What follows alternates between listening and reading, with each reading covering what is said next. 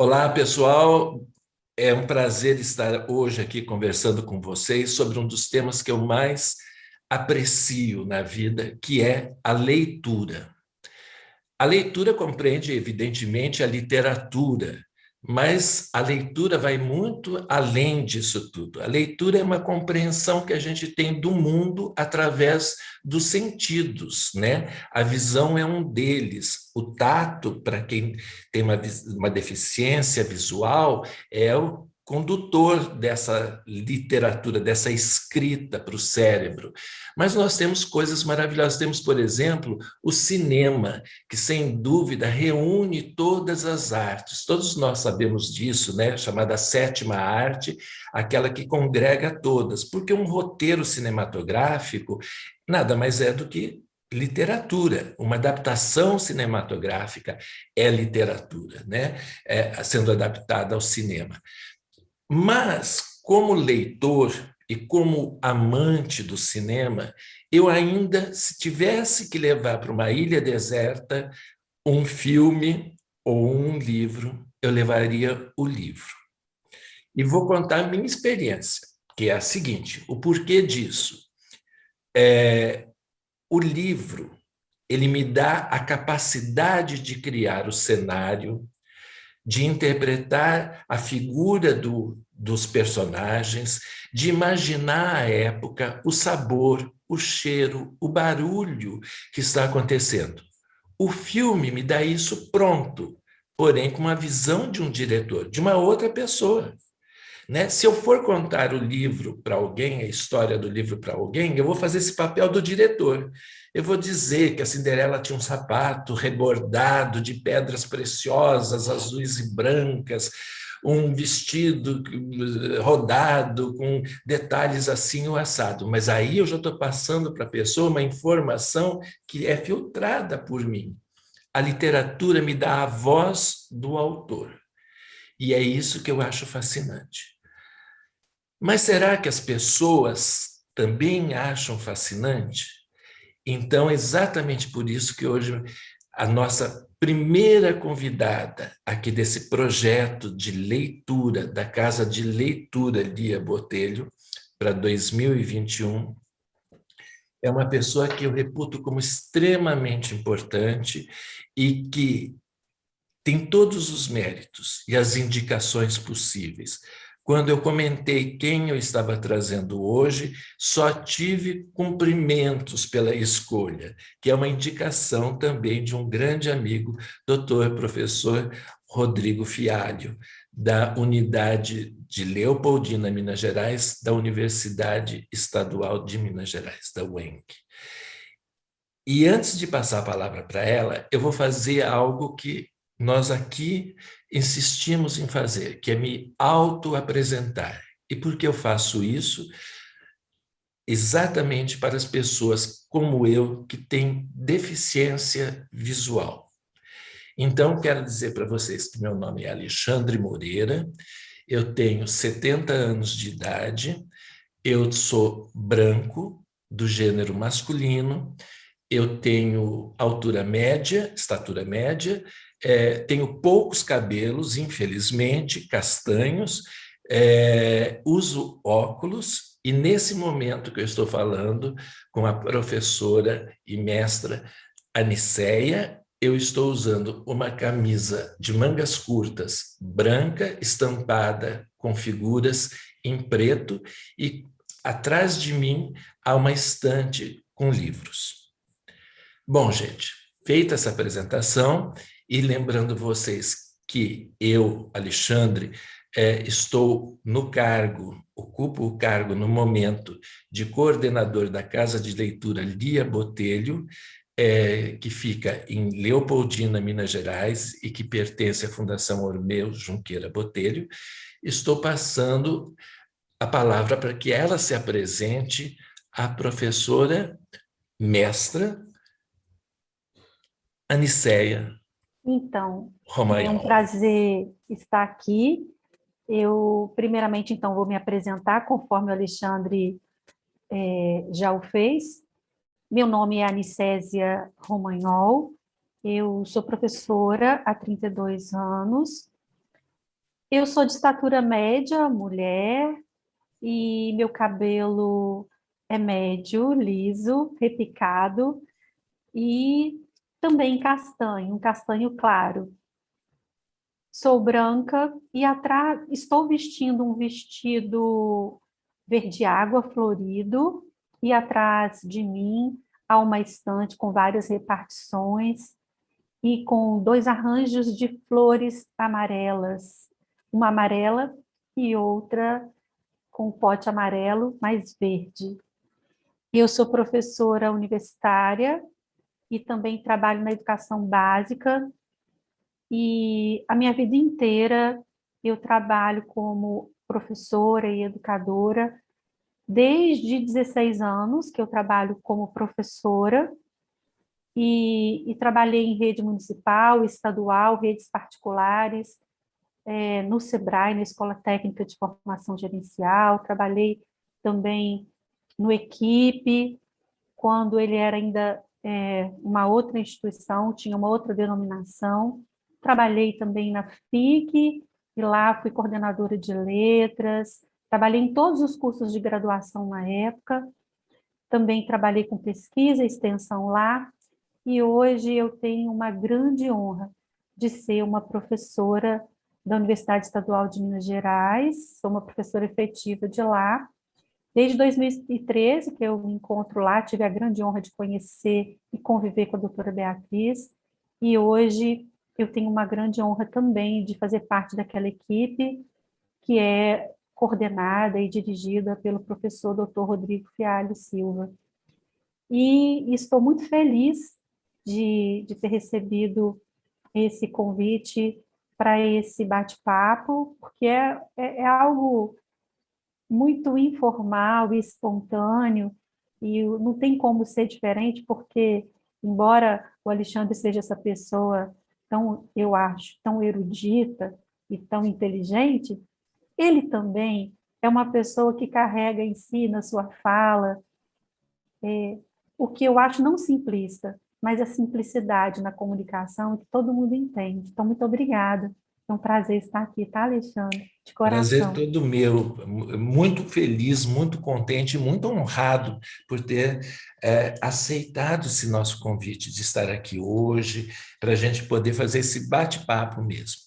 E, professora Aniceia, eu começo perguntando para a senhora o seguinte, que é uma curiosidade minha particular.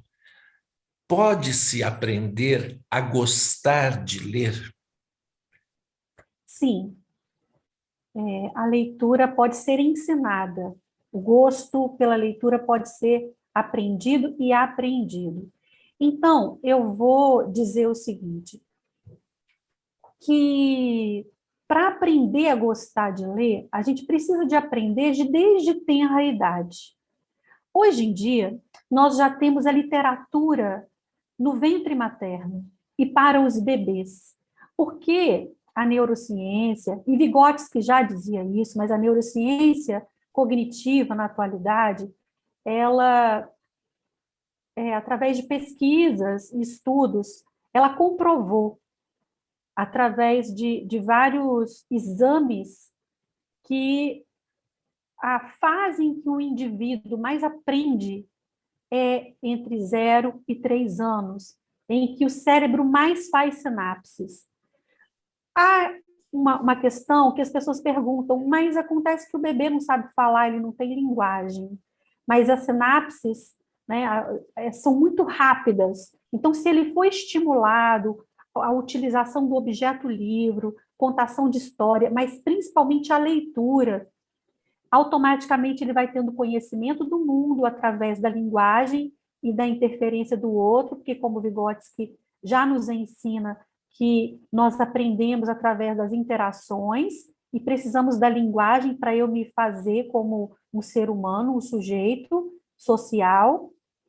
E então, nós temos, na idade da criança, a ludicidade. E a literatura, pela linguagem que ela tem por si só, é lúdica. E aí, quando você faz uma convergência, com uma associação entre uma obra de qualidade de bebês, em que tenha tanto a ilustração, que é um tipo de linguagem, quanto a linguagem escrita, né, a linguagem verbal escrita, sendo oralizado pelos pais, cuidadores, educadores, professores, e isso regado à afetividade, no sentido não de você fazer da criança uma miniatura, alguém bobo, porque a criança é muito inteligente, ela é muito curiosa. Então, quando você afeta a criança com a atenção, com estímulos que faz com que ela sinta o desejo daquele momento gostoso em que você brinca com ela, você toca, você desperta as potencialidades visuais, né? A imaginativa também, a olfativa, enfim, todas as que se referem aos sentidos, e que você toca nessa criança, e que faz isso com calma, com tranquilidade, usando de uma boa entonação, mostrando objetos, automaticamente ela vai se apaixonar, porque uma vez que essas sinapses são feitas, essa criança vai levar essa vivência para a vida inteira. E qual é o grande problema do Brasil? O Brasil, ele não investe na educação infantil, ele não investe nessa faixa etária, e nem tampouco nós, professores, em relação à capacitação. E aí, esse é um problema muito sério, porque a gente perde muito tempo na vida. Então, alguém pode perguntar assim, mas só se ensina a gostar de ler nessa faixa etária? Não. Essa é para levar para a vida toda, no sentido dele querer ler e gostar de livros, e gostar de leitura. Agora, existe, em qualquer faixa etária em que se esteja, você pode seduzir, no sentido positivo, um leitor a gostar, uma pessoa a gostar de ler, se nós gostarmos de ler e tivermos livros de qualidade em nossas mãos e pudermos, às vezes, contar uma parte da história e mostrarmos como o significado desse texto, ou às vezes lermos partes desse texto para mostrar como que a linguagem ela é todo esse processo da literatura, né, da literariedade, todo esse processo das metáforas, das figuras de linguagem, das figuras de pensamento, né, as figuras sonoras, as onomatopeias, as assonâncias, tanto na poesia quanto na prosa. Quando nós despertamos isso, mas eu preciso, como professora, como leitora, como agente comunitário, ter esse conhecimento, porque se eu não tiver esse embasamento, eu jamais vou ter estratégias que possam mediar e orientar essa criança, ou esse jovem, ou esse adulto, ou em qualquer faixa etária na melhor idade, para conquistar um leitor. Então, eu preciso de fisgar esse leitor. Por exemplo, eu chego ao ensino médio, eu sou professora do ensino médio de escola pública, e eu quero aqui enfatizar a escola pública, principalmente. Por quê? Porque nós temos uma desigualdade social muito grande nesse país, porque nós temos uma ausência de oportunidade de estudo de qualidade nas escolas públicas, de modo geral, e falta de políticas públicas e de seriedade nas políticas que já existem, e porque as famílias que nasceram, as crianças e jovens que vieram, têm origem em famílias de baixa renda, em alta vulnerabilidade, o que acontece? Elas têm 4, 5, 6 gerações sem nenhuma emancipação social. Elas são simplesmente jogadas à margem da sociedade, são utilizados por alguns políticos que a gente não dá credibilidade nesse aspecto, né? Que utilizam dessas pessoas que não tiveram essa oportunidade para ganharem votos fortuitos, né? E sem nenhuma criticidade. Então, existem dois professores do Chile, Allende Condemarim, Felipe Allende e Mabel Condemarim, nesse livro A Leitura, Teoria, Avaliação e Desenvolvimento, eles dizem o seguinte, que a leitura, o desenvolvimento da leitura, da formação do leitor, está completamente associada ao desenvolvimento socioeconômico e cultural de um país. Então, um país sem leitores é um país, não estou falando nem de leitor alfabetizado só, estou falando de leitor proficiente, Sim. leitor que é alfabeto funcional, Sim. e não de analfabeto. Sim. Então, assim, só para encerrar, lá na educação de adolescentes, eu tenho um público difícil, que não gosta de ler. Então, às vezes, o que eu faço? Eu levo um conto vou falar de um conto do Carlos Drummond de Andrade, e eu leio o conto com uma entonação que todo mundo... Não existe um barulho na sala. Eles ficam encantados. E eu levo um conto em que tem a ver com a realidade deles e que gera muito suspense, que no final dá uma rasteira. É outra questão que eles ficavam imaginando. E depois a gente leva aquilo para discutir, para trazer para a vida, para depois eu discutir a linguagem, discutir a sensibilidade, mas eu tenho que trazer significado.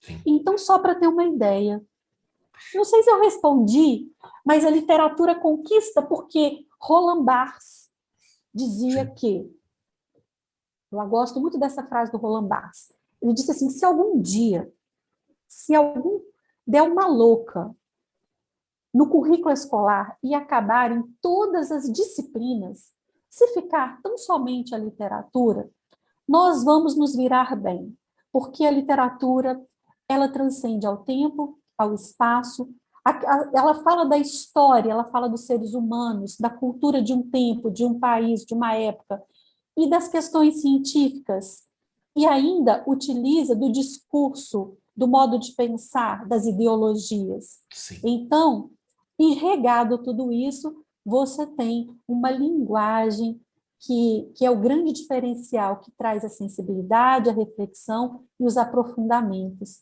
Então, daí, hoje nós temos livros que são estudados na psicologia. Na USP, tem um livro que chama A Literatura como Remédio, A Sim. Literatura como Cura. Então, nós vemos... Bibliotecas, né? Bibliotecoterapia. Biblioterapia, né? Então, eu particularmente já faço esse trabalho com... Eu já faço esse trabalho com... trazendo a literatura para a vida e fazendo várias conexões com outros textos há muito tempo. Aí, há pouco tempo, agora, eu fui ler que isso se chama biblioterapia. Falei, puxa, Isso. nem sabia que tinha Isso. esse nome. Respondi, ô, Anicésia, Alexandre? você usou uma expressão que eu gostaria depois que você resumisse, porque é uma expressão muito utilizada atualmente e as pessoas às vezes não conseguem ver a dimensão dela, o que ela é exatamente, que é a expressão analfabeto funcional. Quem é esse indivíduo? O analfabeto funcional, perdoe-me, eu vou dizer o que eu acho que seja. É o indivíduo que foi letrado, que sabe ler, ele consegue ler as palavras, mas ele não consegue entender o que ele lê. Ele não tem essa capacidade de assimilar, de juntar aquelas palavras todas e fazer um contexto com elas. Eu imagino que seja isso. É isso? Ou é Sim, muito além? eu vou resumir assim, ao invés dele ser um leitor, ele é um ledor. Tá. O que é o ledor? Ele se apropria do texto no sentido de decodificar. Ele lê, mas ele não consegue passar pelos os 5 estágios, dos 5 estágios de leitura, ele tem só o primeiro e a metade do segundo. O primeiro estágio é decodificar os signos linguísticos, ou seja, eu juntar as sílabas, as palavras e ler. O segundo estágio é compreender o que o texto me diz. Uhum. Então, às vezes ele vai até entender alguma coisa do que o texto diz, mas de uma forma muito superficial. Ele não consegue aprofundar no texto, ele não sabe qual que é a ideologia desse texto, o propósito, qual a função social desse texto, o que esse texto quer dele, como que ele reflexiona sobre esse texto, se ele associa esse texto a outros autores, quem é que escreveu, ele não pesquisa quem é que escreveu, né? A formação dessa pessoa, a credibilidade que ela tem, né? Ele não consegue, às vezes, associar o título e com as entrelinhas do texto, com as intencionalidades linguísticas, ele não consegue. Então, ele sabe assinar o nome, ele sabe ler, mas esse é o problema maior que a gente tem no Brasil hoje. Por quê? Porque o índice de analfabetismo abaixou, e aí o que a gente tem nos indicadores é que isso é algo fantástico.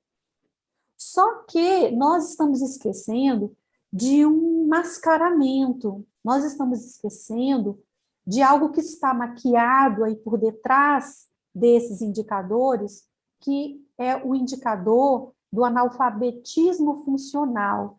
O Índice Nacional de Analfabetismo Funcional, que é uma pesquisa cujos dados são apresentados pelo INAF, né? Só para você ter uma ideia e pasmar da necessidade desse assunto, nesse momento, então, de pandemia, do despertamento que ele pode causar para todos os professores, pais, comunidade, principalmente, vamos falar aí do poder executivo em todas as instâncias, seja municipal, estadual ou federal, e todas as casas que são de cultura. Esse trabalho, para mim, que você está fazendo, é um trabalho maravilhoso, porque nos últimos tempos o que eu tenho visto é lá em São Paulo, que eles têm feito isso. E, assim, na nossa região, aqui em Minas, eu não tenho visto um trabalho que seja de conscientização, de despertamento. Mas só para você ter uma ideia, olha que triste isso. Os resultados apresentados pelo INAF, que é o Índice Nacional de Analfabetismo Funcional, na última edição dele de 2018, no Brasil, 29% das pessoas, isto é, 38 milhões de brasileiros, podem ser considerados analfabetos funcionais, não superando o nível rudimentar de proficiência em leitura. Esse índice é preocupante, Alexandre, sabe por quê? Porque ele perdura desde 2009. Então, a gente fica se perguntando, de 2009 a 2018, né, nós estamos em 2021, o que se tem feito para que possa redimensionar esse cenário brasileiro, né? Então, nós vemos aí uma desigualdade social muito grande, uma exclusão muito grande. A gente precisa combater a pobreza, a gente precisa... Existem pessoas nesse país vivendo com R$ 140, como que se vive? Sim. Agora eu queria te fazer uma pergunta que desde... Não vou dizer de quando eu era criança, porque quando eu era criança quase que eu estava dentro dessa outra questão. E a gente não tinha essa discussão dentro da escola. A gente chegava na escola e o professor determinava o que a gente ia estudar, ia fazer, e não havia assim, eu não gosto disso. A escola ficou risonha e franca e progrediu em todos os sentidos. Mas eu vejo, inclusive aqui na Casa de Leitura, quando eles têm um trabalho para fazer, por exemplo, em cima de... Eu estou falando dos alunos do ensino, dos anos iniciais. Eu estou falando... Fundamental. é o Fundamental 2, digamos assim, que já estão falando de literatura, alguma coisa assim, e eles ainda têm que fazer um trabalho de escola em cima de Iracema, de José de Alencar, ou da Fantástica, acho deslumbrante, mas acho deslumbrante hoje, com 70 anos. Missa do Galo, do Machado de Assis.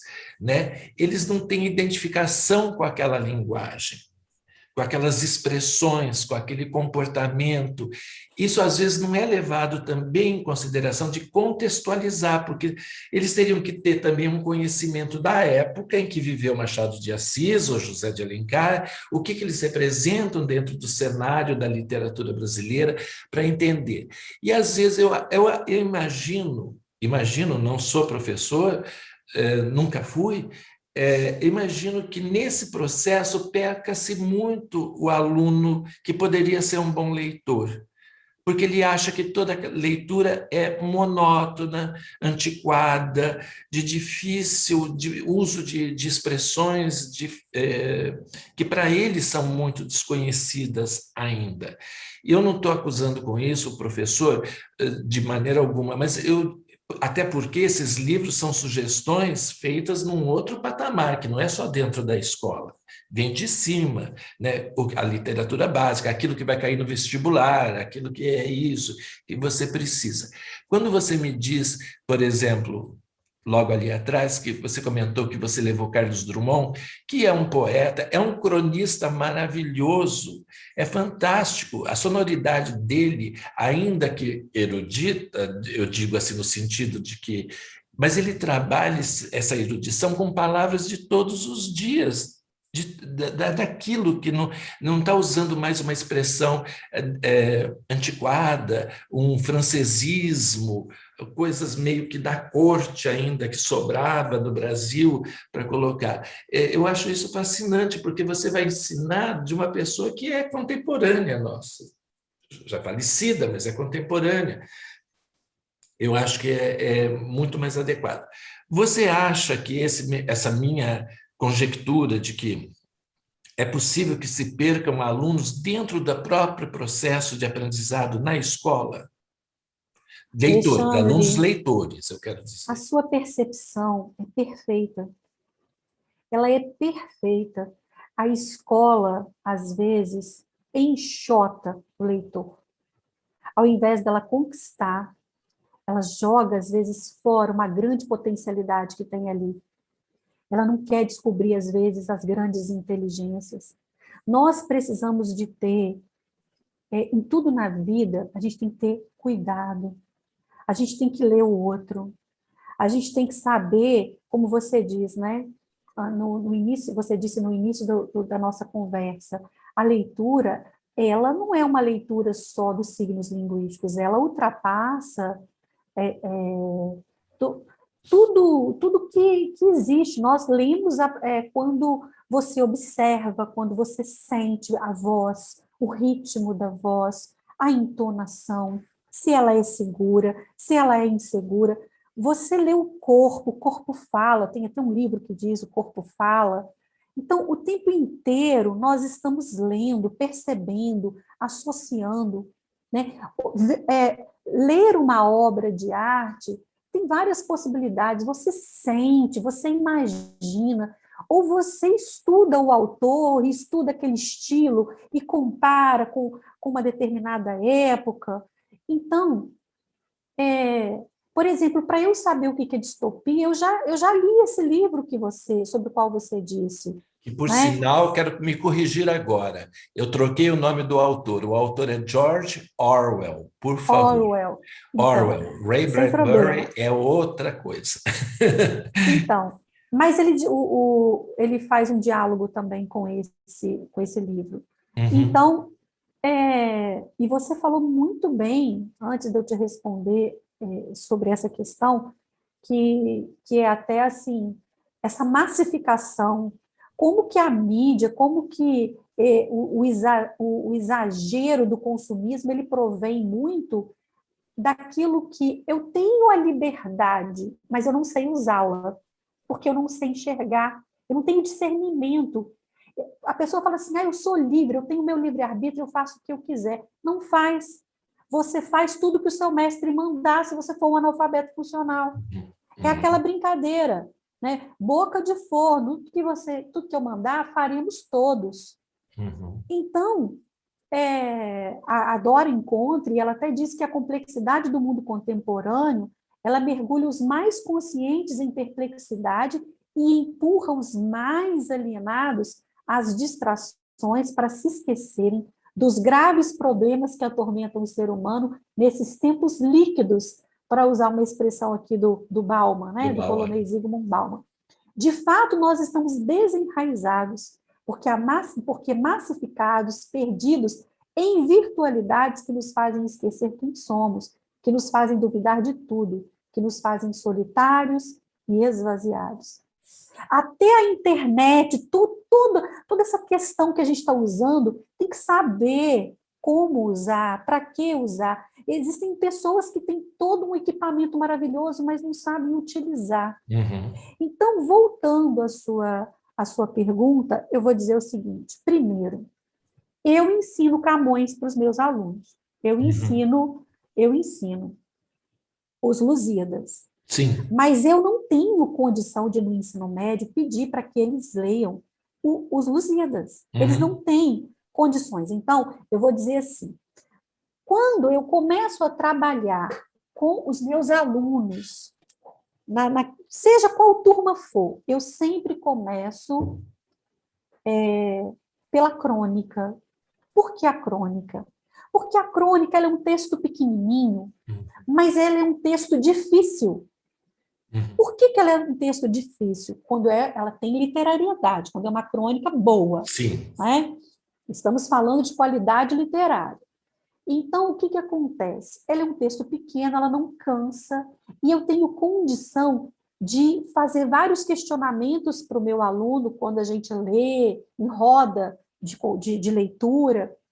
E quando eu faço isso, e às vezes faço algum questionamento, e aí ele responde errado, ou ele fala, não entendi. Porque no final ele falou, mas não entendi. Eu falei, então vamos voltar? Então eu preciso de ler junto com ele e dar as diretrizes de leitura. E às vezes fazer inferências que eles não conseguem fazer. Às vezes, fazer uma conexão com outro texto que eles desconhecem. E, às vezes, eu falo assim, mas você sabe quem é que escreveu esse texto? Você sabe em que época que ele viveu? O Bertold Brecht, por exemplo, o analfabeto funcional, você sabe quem foi ele? Vamos estudar a biografia dele? Vamos ver quem foi esse homem? Por que ele escreveu isso? Né? E o que isso tem a ver com a nossa realidade hoje? Como é que esse tempo de 1900 dialoga com 2021? E nós somos esse analfabeto funcional? E o que a gente quer continuar sendo? Como que a gente faz para não continuar sendo? Né? Política é papo de jovem, é papo de criança. Então, você vai, às vezes, mostrar, por exemplo, antes de trabalhar uma crônica, às vezes eu levo uma notícia de jornal que vai estabelecer um diálogo com aquele título, para que ele tenha interesse, para ele ver que aquilo vem lá do bairro dele. Às vezes eu falo assim, quer ver? Igual eu falei assim, gente, vocês falam tanto de preconceito e vocês não gostam, né, do preconceito, porque eu vejo que não é interessante, mas a gente tem algum preconceito com relação à pessoa que a gente desconhece, que mora em algum lugar que é quieta, calada, fechada? O que vocês acham? Aí eu começo, às vezes, a falar sobre isso para depois ler o conto do Carlos Drummond de Andrade, que vai contar sobre uma senhorinha que todo mundo apedrejava a casa dela. Então, por exemplo, falando aqui de Os Lusíadas, o que eu faço? Primeiro, eu falo de Vasco da Gama, porque tem um monte de gente que é do futebol, que gosta, eles gostam muito de futebol. Vocês sabem de onde que vem Vasco da Gama? Mas você sabe quem foi Vasco da Gama? Vamos pesquisar lá na A Cruz internet? de Malta, né? Então, a gente começa partindo dali e fala assim, pois é, os nossos colonizadores foram os portugueses. Mas que povo foi esse, hein? Por que que eles impuseram a cultura, impuseram a religião? Por que que eles fizeram tudo isso? Que povo era esse, hein? Então a gente começa a estudar, a pesquisar, todo mundo junto, ali na internet, que é um lugar que eles gostam de estar no laboratório de informática, e a partir dali eu tenho alguns CDs antigos que tem os Lusíadas teatralizado. Então Uhum. eles escutam uma parte dele, né?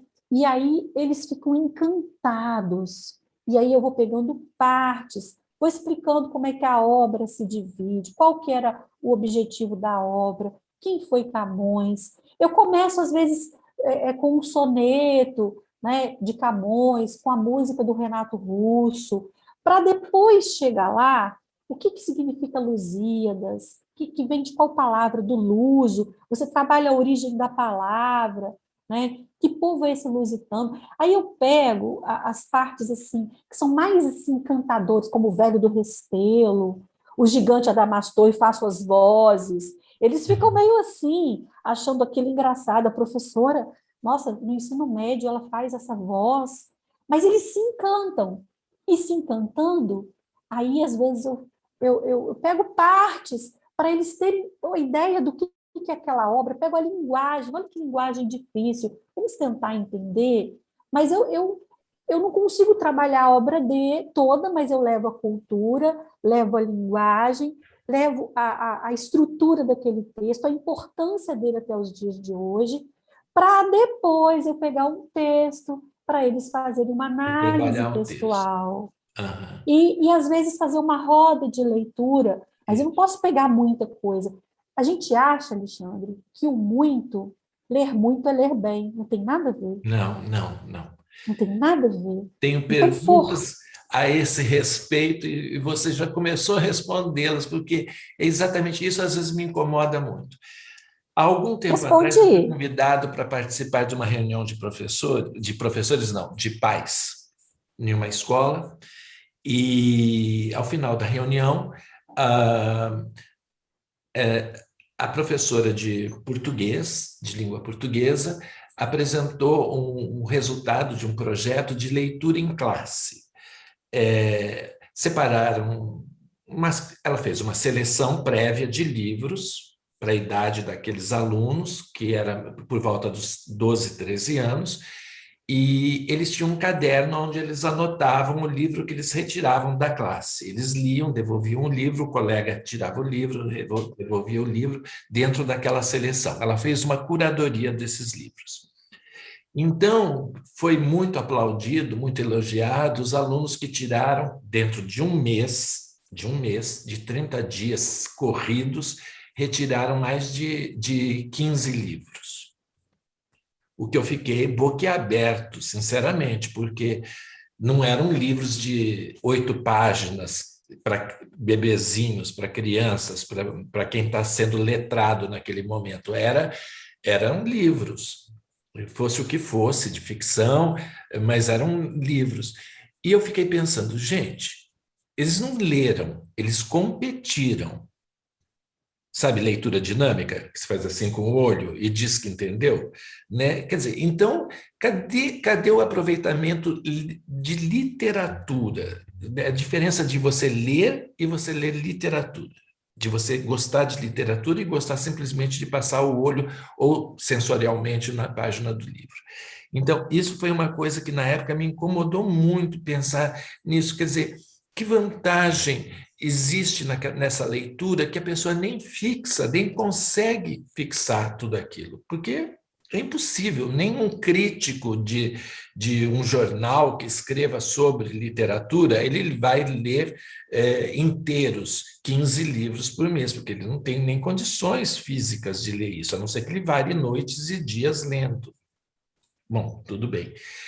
A segunda coisa é quando você me diz que você pega os Lusíadas e desmonta, desconstrói os Lusíadas para que eles possam, eles mesmos, reunirem essas peças e finalmente verem um produto acabado, e não receber aquele produto pronto. É Lusíadas, são não sei quantas mil estrofes, vocês vão ler dentro de uma versos alexandrinos e coisa e tal, e é assim que vai, já começa com uma, não sei nem como é que se chama isso, perdoem minha ignorância, sou ignorante, por isso estou fazendo aula agora com a Anicésia aqui, mas estamos em pleno mar. Eu achava chiquérrimo, porque faltava uma letra, um E, que faria com que a frase não tivesse o número de sílabas certas, então precisava ter mais uma consoante, ficar só na consoante. Aquilo me interessava como, sabe, como se pinta um quadro e se põe um traço a mais.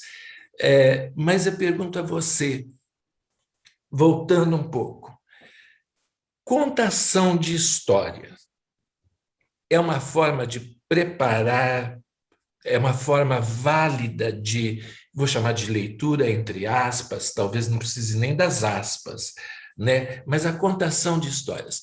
Aqui a gente, na Casa de Leitura, nós sempre buscamos proporcionar a possibilidade dos alunos menores, evidentemente, aos sábados, virem ouvir a tia Zezé contando histórias e passando isso. A UENG mesmo já apresentou suas alunas, né, do curso de seus alunos de pedagogia, fazendo isso. E eu pergunto, para eu entender, a contação de histórias é um valor em si mesmo? Ou é só uma tradição oral de se contar as coisas? Eu queria primeiro voltar um pouquinho no que você falou anterior e vou te responder logo na sequência. Primeiro, você falou aí, né, dos versos decassílabos, escrito em oitavas, e escrito mais de 1000 versos, né, nessa perspectiva. Isso é muito legal. Eu mostro isso para os alunos para mostrar a genialidade de Camões, como um poeta. Não só aquele que trabalhou o plano das ideias, mas que também trabalhou a arte da palavra com técnicas próprias, né? E isso é fantástico. Eu começo, às vezes, trabalhando com os haikais, que são Uhum, versos, né, de três, são estrofes de 3 versos, com 5, 7, 5 sílabas poéticas. uhum. E aí a gente brinca, vira um jogo, trabalhando com o meio ambiente, literatura e meio ambiente, e a gente fabrica os haikais, e a gente publica isso na escola, e fica muito bacana. Tem haikais maravilhosos que os alunos fizeram em um livro chamado Bordando Ideias, porque o livro ele é feito de bordado, no avesso, né? Então, para mostrar também que a literatura é arte da palavra, assim como a música é a arte da harmonia dos sons, né? Como a escultura é a harmonia das formas, né? A literatura é arte. E arte tem a ver com técnicas, com história, com estilos, né? E a gente precisa de estudar e de aprender também para escrever, não só no plano das ideias, mas no plano estilístico.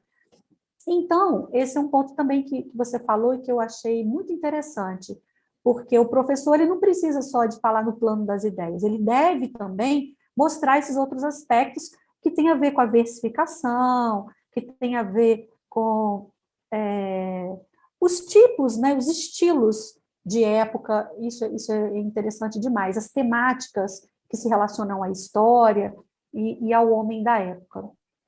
Agora, com relação a essa questão que você falou sobre a quantidade versus a qualidade, eu queria dizer o seguinte: nós precisamos de primar pela qualidade. Se nós temos tantos analfabetos funcionais, mas essa qualidade precisa primeiro vir do professor.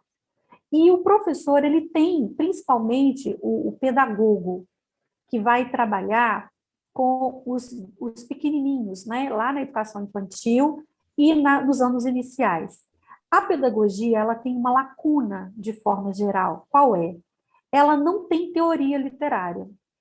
ela não tem teoria literária, ela tem o componente curricular chamado literatura infanto-juvenil, metodologia de contação de história, mas é pressuposto básico formar esse futuro docente que ele possa ter um arcabouço, uma bagagem, para ele, além do conhecimento, transformar isso em metodologias, utilizando tudo aquilo que ele aprende.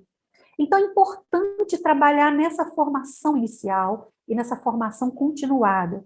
Lá na UENG, a gente tem um projeto desde 2016, chamado Conto Sonoro, que é um grupo de contadores de histórias da UENG, e que apresenta ações extensionistas voltadas para as escolas públicas de Leopoldina e região. Então, todos os professores podem trabalhar conosco, estar conosco, e não só ganhando a certificação, mas desenvolvendo, aprendendo e trazendo as suas experiências, estabelecendo diálogos. Agora, na sexta-feira agora, nós vamos começar um curso, um grupo de estudos sobre bebês, livros, leituras e mediações. Já fizemos uma parceria com a Prefeitura Municipal de Leopoldina, que aderiu assim, muito rapidamente. A gente está conseguindo um diálogo melhor, porque antes a gente não tinha esse diálogo. E agora, para você ver, eu liguei ontem e falei com a secretária de Educação. E ela me passou para a superintendente, para a supervisora, e tudo resolveu assim rápido. E assim, a mesma afinidade. E naquela hora que eu estava conversando, o Rodrigo me disse sobre você. Eu falei, puxa, bons ventos estão chegando para que nós possamos fazer essa intersetorialidade, né, fazer essa conexão, unirmos forças em prol de uma Leopoldina melhor. Se eu não posso mudar o mundo, eu mudo o meu mundo e o mundo que está perto de mim. Né? E aí isso é a força. E aí o outro ponto é o seguinte, professores que agem nessa perspectiva, eles acham que eles estão fazendo a coisa certa. É o que eles têm em mãos. Eles pensam o seguinte, o que me foi dado na faculdade, na universidade, de letras, por exemplo, ou mesmo de pedagogia, mas vamos falar de letras, no ciclo 2, né, os anos não iniciais, mas os anos finais, que é do 6º ao 9º ano. O que esse professor pensa? Me ensinaram os cânones literários, nós temos que ler os cânones literários, Machado de Assis, José de Alencar, não importa a linguagem, não importa o tempo, mas não sabe como contextualizar e como a metodologia, e como trazer, né, levar isso para a pessoa, para a criança. Então, ela pensa assim, poxa, ela ainda fica sem autoestima, Alexandre, porque ela pensa assim, poxa, a professora fala que isso é maravilhoso, que isso é lindo, eu não vejo nada disso, eu acho isso um saco, uma chatice. Essa professora é chata, né? Então, você não consegue utilizar da linguagem para estabelecer uma interação, você distancia. É como se você estivesse andando na estrada e tivesse um caminhão na sua frente, assim, o aluno lá dizendo para o professor, mantenha a distância, porque a gente não tem nada a ver um com o outro. Então, a gente acha que quantidade é qualidade. E isso que você falou foi fantástico também, porque realmente isso acontece. Eu estava trabalhando Mia Couto, chegaram os livros lá no colégio, ano passado, retrasado, do Mia Couto. E eu fui trabalhar com os meus alunos, eles não iam conseguir ler o livro. Então, todo dia a gente tinha um horário, ou a gente estabelecia um combinado de uma vez por semana ou 2 vezes, da gente ir lá para o anfiteatro, ou ficar debaixo das árvores, em roda, em círculo, e ali a gente ia lendo, e eu questionando, porque na medida que eu ia questionando, eu ia ensinando para eles como é que a gente preenche os espaços vazios do texto. Como é que eu entendo isso? O que está querendo dizer aqui? Até porque a língua portuguesa lusitana é diferente da nossa língua portuguesa brasileira. Né? Então, como é que eles iam consultar essa lista de palavras, entender? E eles ficaram apaixonados. Nós levamos 3 meses para ler o livro. Mas, depois que eles terminaram comigo de ler esse livro, Todos foram para a biblioteca procurar minha conta. Todos. Então, esse é um ponto importante. Agora, sobre a contação de história, vamos dizer o seguinte: todo professor deve ter uma contação de história como carta na manga, né? Por quê? Quantas vezes eu chegava dentro de sala de aula, no ensino médio, na universidade, até hoje eu faço isso, os meus alunos podem comprovar, que está aquela bagunça, aquela confusão, e aí eu falava assim, um dia, para tudo! Ele disse, olhando diretamente, com os olhos fisgados na sua mãe. Aí todo mundo parava e ficava assim, ó, por quê? Essa professora é louca. Aí eu continuava a história, continuava, de repente, eu às vezes até inventava na hora. E aí eles falavam assim, e o final, professora? Conta, conta! Eu falei assim, não, o final vocês vão escrever agora para mim. Então eu captava, eles ouviam, eu criava, tinha que dar um jeito de criar alguma coisa, mas para eu criar eu precisava de ter a leitura e conhecimento de mundo, e conhecer música, filmes, e desenvolver senso crítico para eu poder criar também. E aí, essa contação, ela é primordial, porque existe um problema muito sério hoje em dia na escola, muito sério, e na humanidade. Eu vou falar de nós brasileiros. Nós estamos muito aptos a falar, mas muito inábil para escutar. Então, se existe o desenvolvimento da oralidade, existe a necessidade de trabalhar a escutatória, porque a gente aprende escutando. E escutar não é estar no celular e fazendo outra coisa, é olhar nos olhos, é ler o outro, é ouvir o timbre, o espaçamento, o ritmo, prestar atenção nessa pessoa. Então, quando você trabalha a contação de histórias, nós fizemos uma experiência com uma escola em Leopoldina, em que as crianças não conseguiam falar, escutar, elas faziam, era um balaio de gato. E a gente fez essa experiência depois do intervalo, com contação de histórias. O diretor ficou embasbacado, as professoras ficaram embasbacadas, porque as alunas, os alunos da pedagogia, iam lá, dramatizavam, contavam a história, mostravam o livro, enfim, usavam técnicas de fantoches, técnicas diversas, né, de caixas mágicas, coisas simples do cotidiano, com vozes, com utilização das expressões corporais, faciais. E as crianças ficavam apaixonadas e ficavam esperando a gente voltar. Então, a gente comprovou que elas poderiam aprender a escutar se elas aprendessem a ouvir histórias, que era algo prazeroso. Por isso que a gente ensina a gostar de ler. E a gente ensina pela literatura, porque a literatura é prazer da leitura. Para isso, o livro pode ser até ruim, mas se o professor foi um professor empolgado, um professor que saiba utilizar os melhores mecanismos que tem naquele livro e transformar numa contação, em algum momento, aquele aluno ele pensa assim, poxa, eu vou me espelhar nele, porque eu gosto tanto disso. E você um dia pode fazer com que as crianças aprendam a contar para contar para outras de outras séries. E aí elas desenvolvem a leitura, as expressões, né? E também aprendem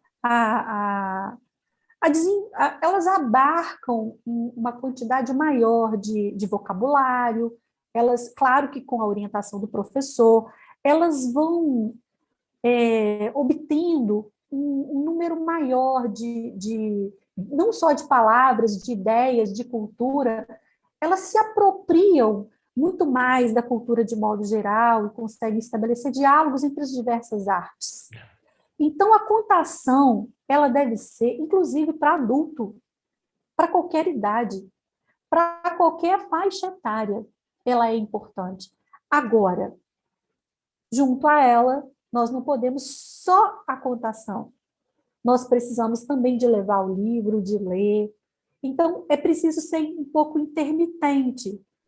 Eu acho que tem algumas linhas de pesquisa, alguns professores, pesquisadores, que eles são muito radicais só na leitura e outros só na contação.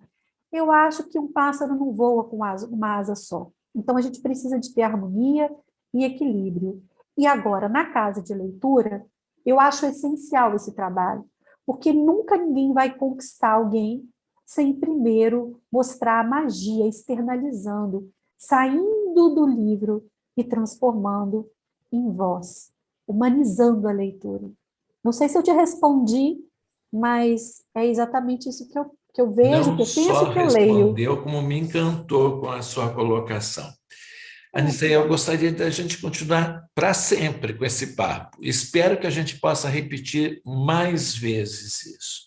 Eu acho que Claro. é muito importante a gente amplificar o alcance das palavras, do conhecimento de pessoas como você, que sai de dentro da Obrigada. academia, mas vem para o mundo real, onde nós que não estamos mais dentro da universidade, ou já saímos, ou, enfim, temos nossos outros compromissos de vida, temos a oportunidade de aprender e rever. As coisas não Olha, eu são agradeço. como foram lá há 70 anos atrás, mas as expectativas e o prazer é o mesmo, é só uma questão de se descobrir. Eu digo isso porque eu fui filho único de um pai que era um leitor viciado em livros e de uma mãe que não sabia ler, que era analfabeta. E que talvez ela tenha me incentivado mais do que meu pai, porque meu pai comprava, punha em cima da mesinha e falava, se você tiver tempo, mas era o jeito dele. Ele sabia que tempo eu tinha e curiosidade imensa. A minha mãe falava assim, eu achei tão linda a capa desse livro, será que ela fala de coisas, ele fala de coisas bonitas? Então eu lia para ela. E Nossa, que inteligente, que E leio, sensível. ela talvez assim também se defendesse um pouco do sentimento de inferioridade por ela não saber ler. Ela sempre dizia, eu me lembro que uma vez eu fiz uma viagem, pouco antes dela morrer, e ela falou, deve ser muito difícil você andar numa cidade que a placa da rua está escrito numa letra que você não consegue ler, né, Alexandre? Eu falei, é demais de difícil. Eu não consigo ler nada. Se eu perder o dicionário, naquele tempo você ia com dicionário, o dicionário, eu não sei no restaurante o que está escrito. Ela falou, eu entendo, porque essa foi sempre a minha vida. Eu sempre Nossa, dependi dos outros. E, e às vezes eu olho as pessoas que têm toda essa possibilidade muito próxima e acaba não utilizando dela. Mas, assim, eu penso, puxa vida, né? É um desperdício, porque o mundo te dá tecnologicamente um acesso a tudo, né? Basta você saber filtrar, mas aí você precisa também quem é mentor, quem te orienta, a escola certa, a pessoa certa e quem faça a curadoria disso tudo para você, importa o estágio que você estiver. Aniceia, eu espero que essa gravação tenha ficado boa, porque sua conversa foi maravilhosa, maravilhosa de verdade. Eu estou muito, muito, muito satisfeito. ah, E eu gostaria realmente de ter a oportunidade de repetir outras vezes. Eu tenho uma listinha de temas que eu fui anotando conforme você foi falando, que eu acho que a gente pode desenvolver assim objetivamente aqueles assuntos de uma maneira assim, aquele sim, flash de sabedoria que você coloca e que a pessoa pode ver, não precisa assistir um vídeo enorme, mas ela pode ver e pensar, tem razão, é por aí, o caminho é esse. E por que não? Eu tenho ainda milhões de perguntas para você. Milhões. Olha, Espero viver Alexandre, o suficiente e ter a sua companhia para claro, poder me esclarecer disso. Eu não posso morrer sem saber tudo isso. Mas olha, muito eu obrigado. fico muito Agradeço ao feliz. UEL por ter te cedido para fazer essa entrevista, que não é uma entrevista, é um questionário, né, de um aluno. E, e fico muito feliz. Agradeço a nosso amigo Rodrigo por mim, e a você não tenho como expressar a minha satisfação. Olha, nada a agradecer, porque falar sobre tudo isso que a gente falou, isso está em mim. Então, eu fico muito feliz por isso, né? Por essa grande oportunidade. E eu queria dizer que não existe num diálogo quem só ensina. O tempo inteiro nós estamos trocando ensino e aprendizagem, informações e vivências. E essa energia, né, que além da palavra, que eu vejo o seu entusiasmo e que me empolga e que gera uma afinidade muito grande, é, é o que vai expandir, é o que traz de alegria para nós, é o que traz felicidade. E mais, é muito importante a gente ressaltar que uma pessoa que vai lendo muito, que tem muito conhecimento, que não divide com ninguém e que não tem uma tarefa social e que não dialoga, que não troca, é uma pessoa egocêntrica, egoísta e que não vai fazer nada com tudo isso sozinha, porque o tempo inteiro nós vivemos numa coletividade, numa sociedade. A UENG, ela está em Leopoldina justamente não só para dar possibilidades de formar novos, né, docentes, mas também de estabelecer diálogo, contato com toda a comunidade e auxiliar no que for necessário. E também aprender. Então, o tempo inteiro, nós estamos ali, não assim, numa visão de academia, de alguém. Não, nós somos uma estrela, como o céu tem diversas outras estrelas. E cabem todas lá na abóbada, né? Todas no céu. Então, é uma troca. Nós somos seres humanos e não existe forma de ser feliz sem ser se interagindo, sem ser desenvolvendo o respeito, a conversa. Porque a gente, quando fala, né, eu fiquei lembrando aqui de uma frase, né, bíblica que dizia assim: e o verbo se fez ação.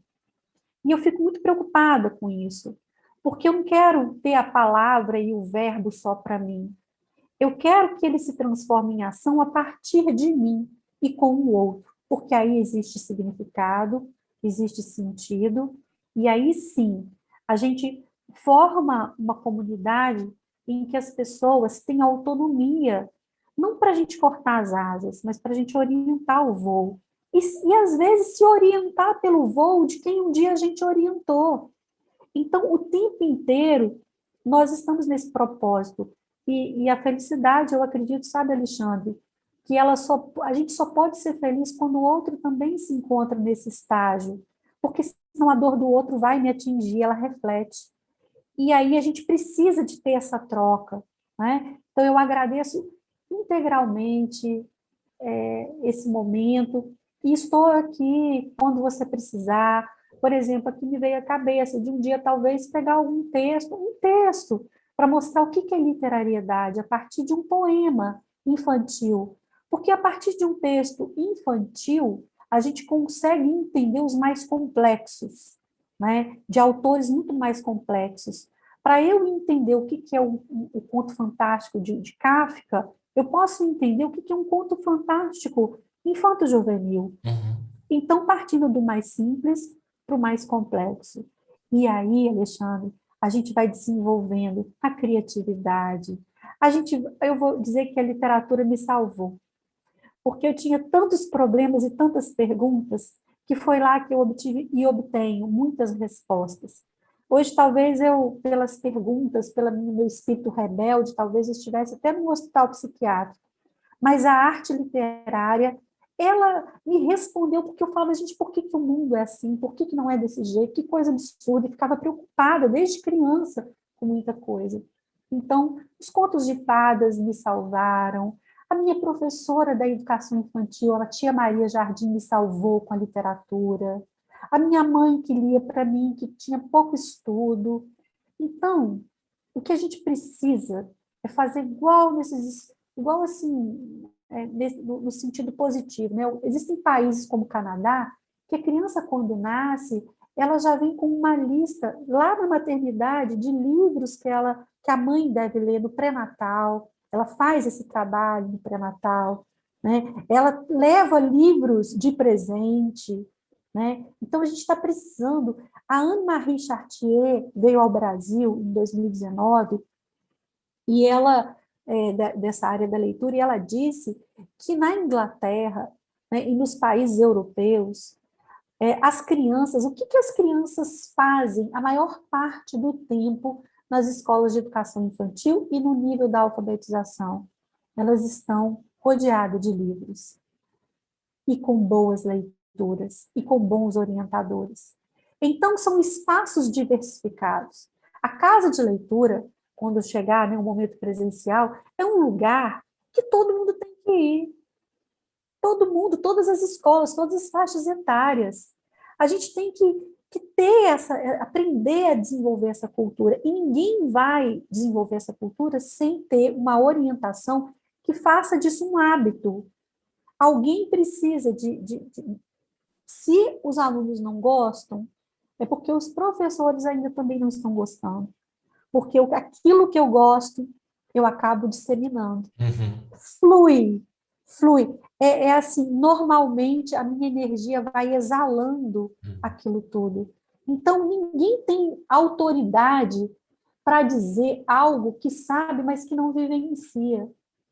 Porque aí você perde a credibilidade.